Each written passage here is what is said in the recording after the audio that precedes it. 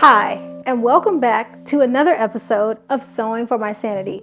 Thank you again to all my new subscribers. Thank you for all of you who are commenting and leaving me feedback. Today, we're going to talk about cutting tools. Yes, cutting tools. Now, I know what you're saying. I just pick up a pair of scissors, I cut something, and we're done. Don't do that. Your scissors matter. So, this may look like scissor nirvana. Yes, or it may look like I'm about to do surgery, but your cutting tools really do matter. So let's get started. First, we're going to talk about what you use to cut paper. Now, from the time my children were very, very small, they understood that all scissors were not created equally.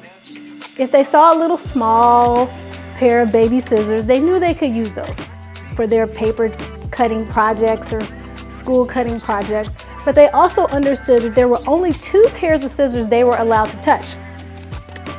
They were pink and red. Now, why were they pink or red? These are the scissors that I use to cut paper patterns, paper PDF patterns. I do not use these to cut fabric. Why? These are dull. This pair of scissors I've had, it says Hancock Fabrics. Now, as you all know, Hancock Fabrics probably went out of business 7 or 8 years ago. So I've had these a very, very long time. They don't cut fabrics very well. So I only use them to cut paper. And that's super, super, super important. Fabric scissors are not the same as paper scissors, at least not in my world. So I'm going to set these to the side. This is a rotary cutter. A rotary cutter has many, many, many, many, many, many uses. But this particular rotary cutter is a paper rotary cutter. It's made by Swingline. I picked it up at Staples somewhere. And if I'm cutting a lot of paper pattern in one day, I will use this Swingline. I still probably lean very heavily towards just using a pair of paper scissors because, you know, it's just paper. These don't get sharpened as much because, again, it's just paper. Okay, so my recommendation is that you label your paper cutting scissors. And if you have a little piece of fabric or something you can tie to the edge of these to remind yourself that these don't cut what? Fabric, paper. Okay, moving on. We're gonna go from biggest to smallest. Biggest. My largest scissors are my dressmaking shears. And I love these because they are heavy. They are very, very heavy. If you drop these on your foot, it's gonna hurt, but they're also very, very sharp. These are ridiculously sharp down to the little snip on the end. And at the end, I'll show you the difference between this one and some of these other ones. So these are shears. I picked these up in Atlanta at a place called Fine Fabrics. It's the only place I know that sells them. And they're extremely sharp. They come in lots of different sizes and they have this almost like cast iron kind of handle to them. The next pair are what I call, these are lightweight, but they're pretty sharp. This is a pair of Kai scissors. Kai is made in Japan, very well known and very well known for quality. I use these a lot, but they're not as heavy. If I want to cut something that's heavier, I will likely go for the ones that I got in Atlanta and not my Kai scissors. These I maybe use for sheer things and silks and things like that. My Ginghar scissors used to be my go-to. Has a little sheath in it. These are beautiful. I used to love these until I got these. The weight is somewhere in between, right? So not as heavy as the ones I got in Atlanta, but heavy enough. And when it comes to the weight of the shear, we're really talking about comfort.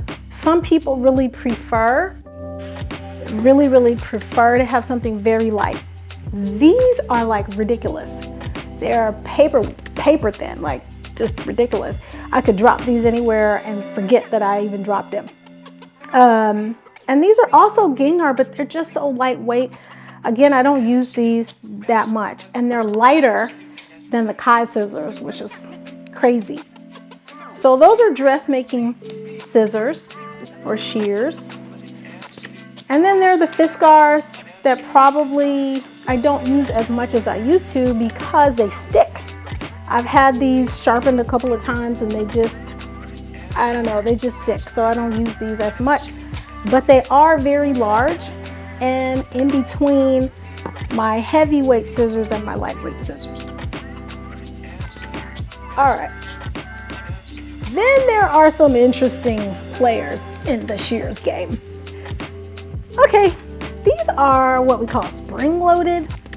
At some point, I think I really liked these because they were, you know, they were spring-loaded, but I feel like that spring doesn't give me as much control when I'm cutting. So I'm cutting and it's springing back at me. Like, I don't need you to tell me where to cut. I can cut, I know where I'm cutting. So I don't use these as much as I used to as I've grown up in sewing. I have a little note, you probably can't even see that, but on here it says serger, because I usually are gonna put these right by my serger and I'm gonna use them to cut serger snip threads, but I don't use them to cut fabric very much anymore. Then there are our pinking shears. Pinking shears are just used to finish seams. So you can use these to finish seams. As you can see, they have this very interesting kind of jaws cut in them. You're not using this for anything except just finishing at edges. These are pinking shears. And I have two pairs because sometimes you get a pair that just won't sharpen anymore, and that's these. And you know, people who sew are hoarders, so we never throw stuff away. Hello. Duckbill. Oh, look at these, y'all. I love these. Now, when we get to our sequins and furs, these will be your friend. When you're removing sequins, you're going to use these duckbill ones. People also use these when you're understitching. I don't use these as much as I don't use these for the purpose that people say you should use them for. So they say that this duckbill kind of helps you prevent you from making mistakes when you're cutting, say, understitching or something like that. I don't use them that way. When we get to sequins and furs, I'll show you how I use those. Now, when I'm understitching, my hard working scissors are the little tiny, these are tiny but mighty. These embroidery scissors you're supposed to take them and like cut the embroidery threads. Man, let me tell you, I use these for everything. I have probably 3 pairs of these. I don't know why I have 3 pairs. I got excited, bought an extra pair one time. I don't know, but I love these. I probably have more than 1 pair because I have one at the sewing machine and I have one that's dull and I have one at the serger. But embroidery. Snips. These guys are super tiny. These are good for just cutting those random, we've all done this. You make a garment, right? You make it and then you're like, oh, I got a 3 right. So yeah, so you're gonna use these to just snip those tiny little threads away. These actually come in packs of like something ridiculous, like 10 or 15 or 20 at Wawak. It's like ridiculous. You can order these. These are not my favorite because usually I just end up using my embroidery. And then there's the ye old controversial rotary cutters. Now, I'm gonna be honest with you. When I first started sewing, story goes, your girl couldn't use a rotary cutter. Not even a little bit. Couldn't. Did not. Couldn't. Maybe I'll do a video about how to use them, but now these are my work horses. My favorite one is the 45-degree Olfa. I use that the most. Occasionally I will go to the Fiskar. They come in different sizes. So this is my mini, my little mini. And then again, my 45-degree Olfa, I love her. My 60-degree Olfa, 60 millimeter Olfa. I'll use this one for fleece, thicker fabrics, furs, things like that. And they get up like ridiculously big.